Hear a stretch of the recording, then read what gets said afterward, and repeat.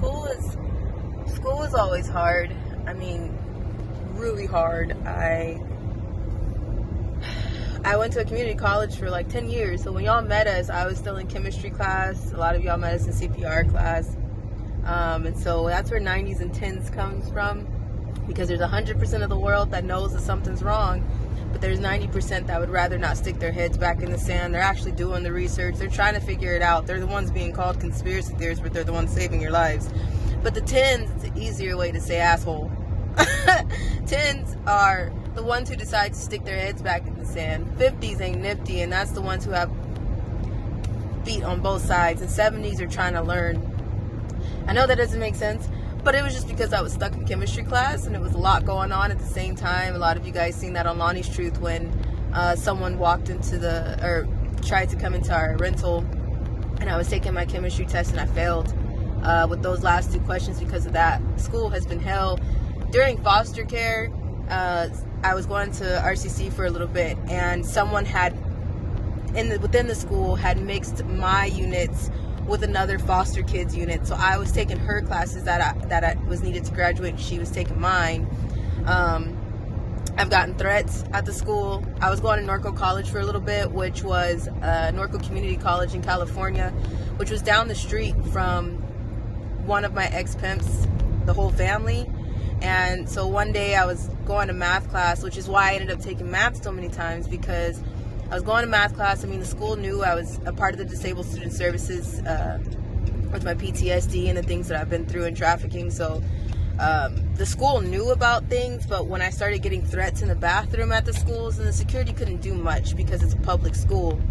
So then I was never alone. So school has always been really, really hard, but I've always loved to go. And I mean, we're really good at it. I mean, it depends on who's taking class. That's the thing, because DID problems as well with school. Like, one of us could take the class and the other one could do the homework. And then if I tried to go take one of their classes, it won't work because I don't know what's going on. And it's a lot.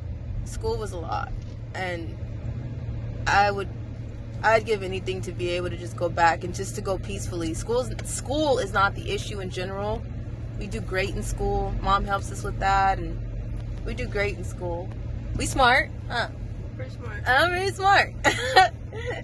But it's always the threats and the problems and the things that happen at school. I had this one professor who told me to call him God because he knew about my record, and because I wouldn't call him God, then he was really upset.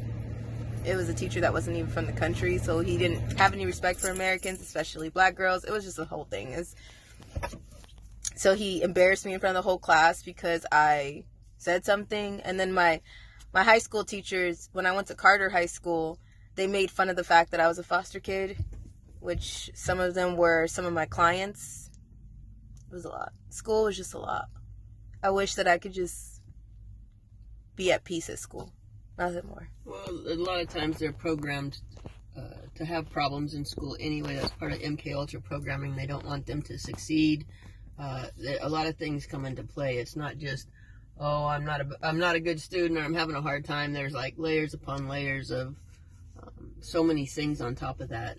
And on top of that, I've been called illiterate all my life. I've been told that I don't know anything, and I'm supposed to play stupid because you're just not supposed to know anything more than your pimp. You're supposed to just give them that satisfaction all the time. So, nah, I'm really smart.